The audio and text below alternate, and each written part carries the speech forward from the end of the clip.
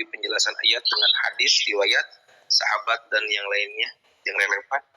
Yang kedelapan itu setelah tergambar keseluruhan kandungan ayat yang dibahas, langkah berikutnya adalah menghimpun masing-masing ayat pada kelompok uraian ayat dengan menyisihkan yang telah terwakili. Itu Ibu diantaranya. Oke.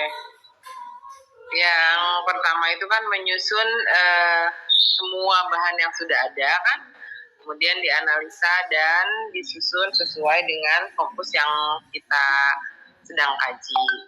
Nah, poin ini memang membutuhkan keterampilan memiliki sistematika berpikir ya. Jadi harus ada mind mapping. Ada beberapa bahasan yang sekiranya itu tidak masuk pada kajian pokok, kita jangan berlama-lama di situ. Tapi kita harus fokus pada kajian pokok yang ingin kita lakukan. Misalnya, yang ingin kita lakukan adalah mencari makna sholah gitu ya. Baik makna relasional atau makna yang lainnya, atau juga konsep secara besar. Nah, nanti biasanya ada kaitannya sholat dengan zakat. Nah, ini kita jangan berlama-lama pada sholat dengan zakatnya, tapi poin pada sholatnya saja. Itu caranya memang harus bikin mind mapping ya. Mind mapping itu hanya saya ngomong lebih sederhananya. Misalnya gini deh. Kita kalau pakai kajian yang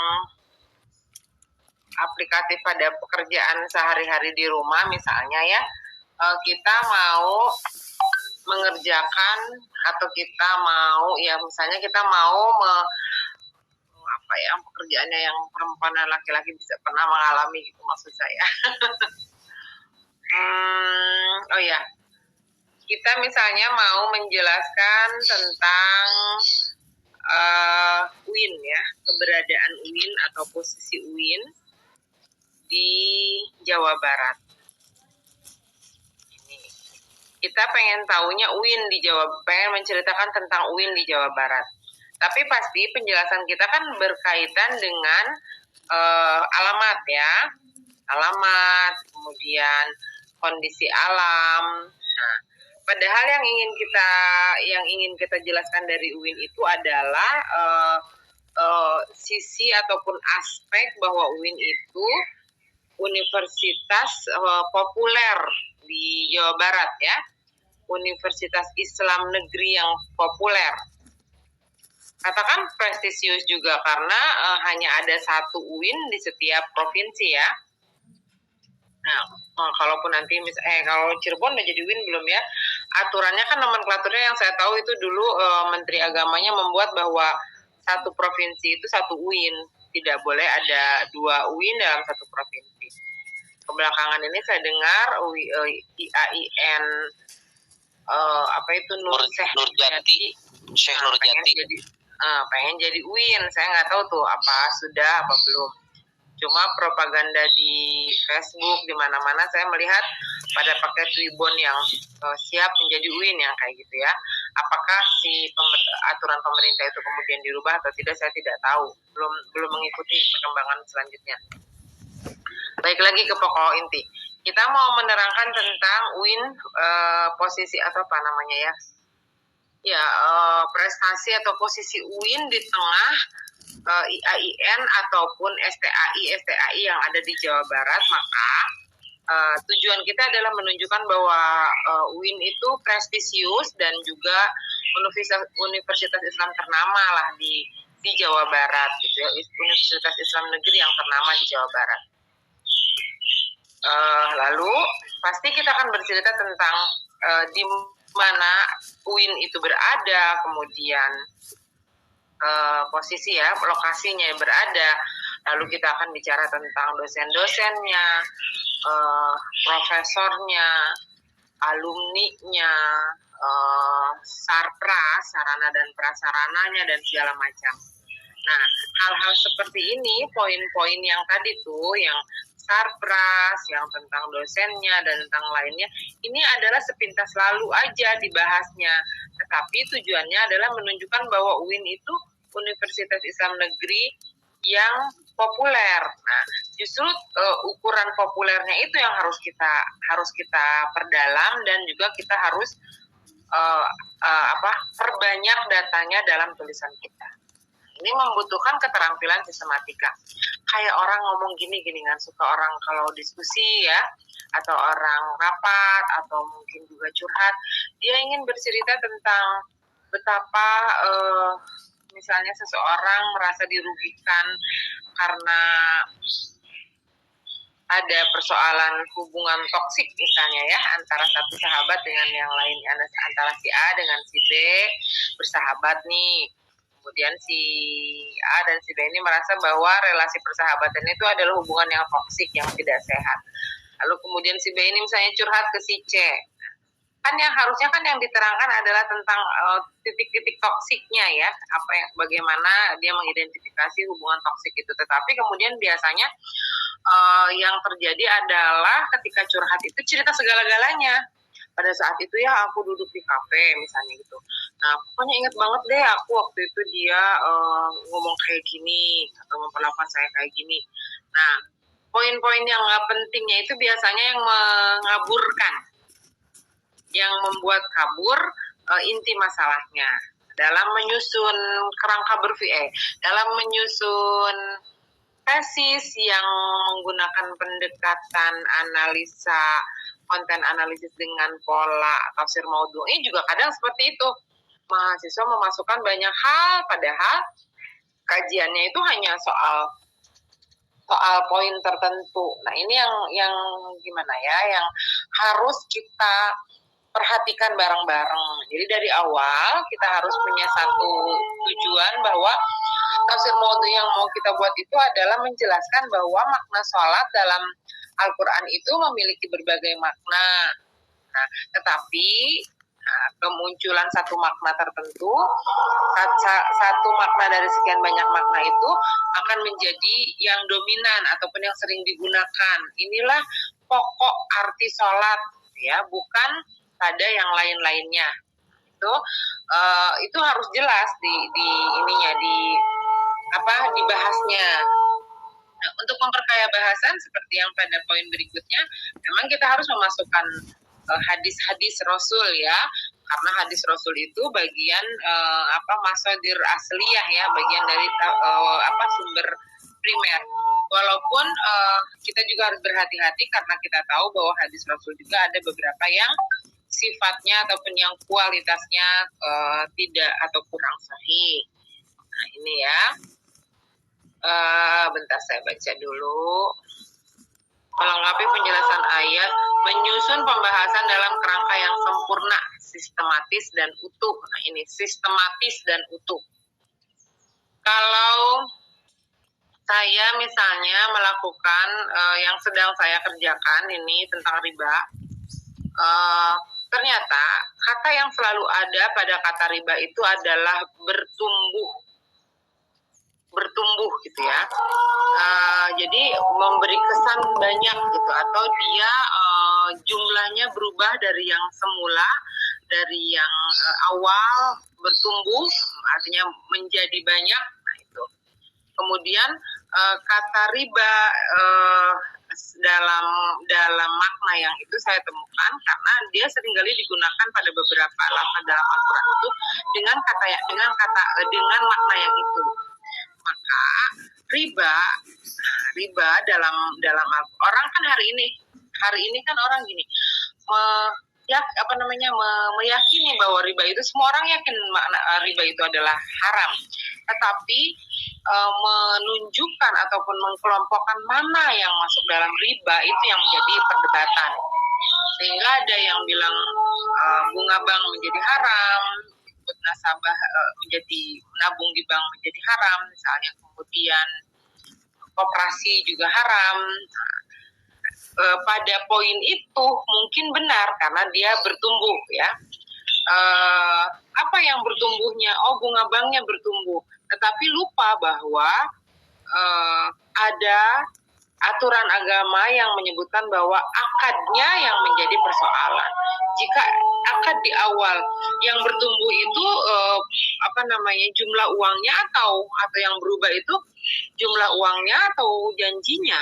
Nah, kalau jumlah uang nampak bertambah, tapi kan posisi rupiah ataupun nilai rupiah menjadi berubah. Sementara kalau yang berubahnya itu adalah perjanjiannya, ini yang menjadi persoalan kalau menurut sekelompok ulama. Dan saya sih melihatnya seperti itu dari penelitian sementara saya ya pada kata riba. Jadi ketika perjanjian itu berubah atau bertumbuh dalam arti berubah, awalnya berjanji akan memberikan income ataupun bunga misalnya hanya 10%, tetapi di perjalanan diubah-ubah. Dan itu di luar kesepakatan. Kan dalam Islam antarodin ya. Nah, ini menjadi persoalan yang masih terus bisa dikembangkan. Nah, pengennya bercerita itu misalnya, tetapi kemudian karena kurang sistematis dan tidak utuh, saya akan menyebutkan dalam pembahasan saya sebagai sesuatu yang salah. Ini contohnya, saya terjebak terlalu lama misalnya menyebutkan tentang pertumbuhan uang ataupun pertumbuhan uang atau pertumbuhan profit ya, keuntungan misalnya yang diperoleh itu kenapa hutangnya 10 juta, jadi kalau diakumulasi jadi 12 juta, jadi 20 juta setelah 2 tahun misalnya. Nah, ini nggak bisa dijadikan poin bahwa itu bertumbuh, karena yang bertumbuh itu ada dua hal ya, akadnya atau jumlah uangnya. Nah, kalau jumlah uang nih lemah kalau menurut saya. Tapi sebenarnya saya terus aja ngomong soal ini, nggak ngomong soal yang poin yang intinya, yaitu perubahan dan pertumbuhan, penambahan perjanjian di akhir yang dilakukan tidak hanya sepihak, tidak diakui oleh kedua belah pihak, misalnya kayak gitu. Ini terjadi ya di masyarakat, misalnya gara-gara dia tidak membayar, kemudian bunganya ditambah dan ini dan itu sering terjadi di tengah masyarakat. Saya sedang memperhatikan kelompok orang-orang masyarakat di kompleks saya. Di atas kompleks saya itu ada pemukiman warga asli sini yang umumnya masalahnya itu masalah hutang bank keliling gitu. Saya hanya ingin menerangkan gimana caranya ini dengan bahasa sederhana. Begitu kira-kira ya. Jadi sistematis itu fokuslah pada intinya, pada tujuan awal kita membuatnya apa. Fokus itu pada yang inti, jangan banyak bunga-bunganya gitu, jangan banyak tambahan-tambahan penjelasan yang sebetulnya itu tidak sama sekali mendukung. Apalagi anak-anak mah suka pengen, karena nggak ada datanya Bu, ngaku ya akhirnya akhirnya saya masukin aja segala-gala biar halamannya menjadi 250 misalnya gitu, karena kan harus 250 halaman misalnya kayak gitu. Nah, itu juga tidak baik ya, karena tidak sistematis dan tentu jadi hasilnya juga tidak utuh. Kemudian yang ini dulu deh, langkah ini dulu gimana, bisa difahami pembicaraan saya atau mau ada yang menambahkan biar kawan-kawan lebih paham?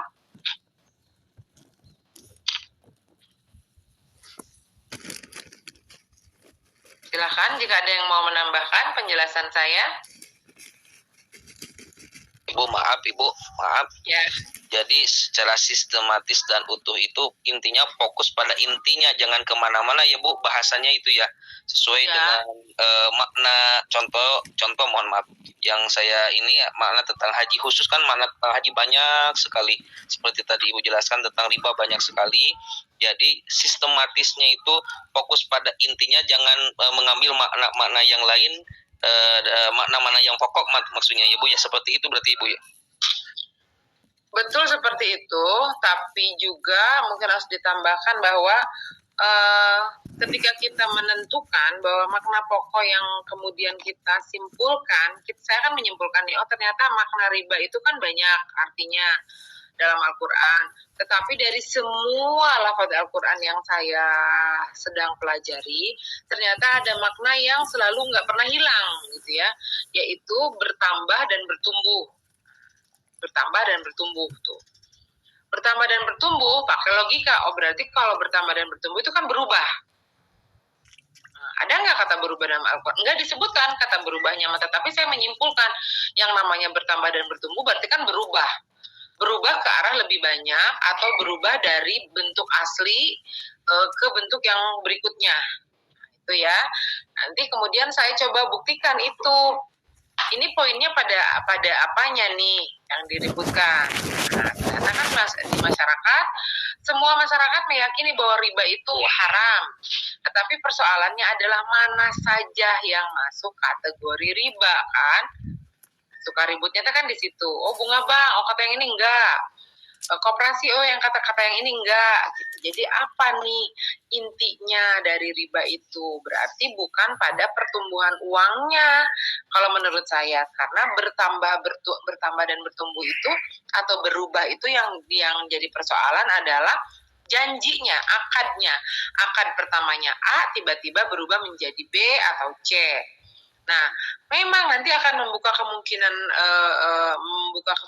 pendapat bahwa kalau gitu kalau antarodin berapapun besaran bunganya, kalau si penghutang, si yang dihutanginya itu ridho, boleh-boleh saja gitu kan, ada dalam pikiran saya. Nanti kan saya cari lagi kan alasannya. Oh enggak, ternyata bukan begitu juga. Karena ukuran antarodin di sini, misalnya kata ulama adalah tidak saling menyakiti dan tidak saling memberatkan, tetapi harus saling ta'awun. Itu niatnya. Nah, itu jadi berarti di samping dua hal tersebut ada hal lain, yaitu ta'awun gitu ya, sebagai bentuk antarodin. Nah, ini kan jadi banyak tuh berkembang. Bagaimana saya bisa mengemas itu dalam diksi saya, dalam penjelasan saya, bahwa saya akan bicara bahwa meski akad itu akad itu perjanjian dari awalnya memang sudah terlalu memberatkan, harus ada unsur ta'awunnya agar membedakan memperjelas makna antarodin. Jangan-jangan ada orang yang memang punya ijab kabul perjanjian yang menguntungkan pihak si pemberi pinjaman, tetapi karena dia lagi ruwet misalnya, kemudian dia mengiyakan saja, tuh misalnya kayak gitu, ditekek lah bahasa Yomanya. Nah, itulah kira-kira gimana bisa difahami. Ayo diskusi dulu deh biar paham. Mungkin ada yang bisa memperjelas perkataan saya.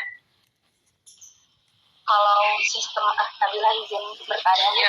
Ya. Kalau yang sistematikanya itu berarti kita harus merancang outline-nya gitu ya, jadi apa aja poin bahasannya.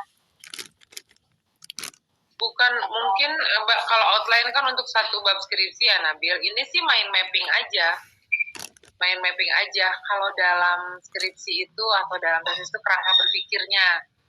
Jadi habis ini kita ngomong apa, biar tidak ayayai. Nah, ayayai kenapa? Namanya ayayai. Bertele-tele gitu ya. Iya, kemana-mana, meluas dan nggak jelas gitu ya, ayayai. Ya, kayak gitulah kurang lebih. Makanya kalau di tesis kita fokusnya ke masalah penelitian kita kan. Yang mau kita teliti apa? Kalau yang mau kita teliti itu adalah sebab orang melakukan riba, misalnya ini contoh kasus materi yang sedang saya ulek-ulek aja ya, yang sedang saya pelajari. Sebab orang melakukan riba bukan hukum orang ya, karena sudah jelas ya kalau hukum itu banyak orang bicara. Tapi kenapa nih ada orang yang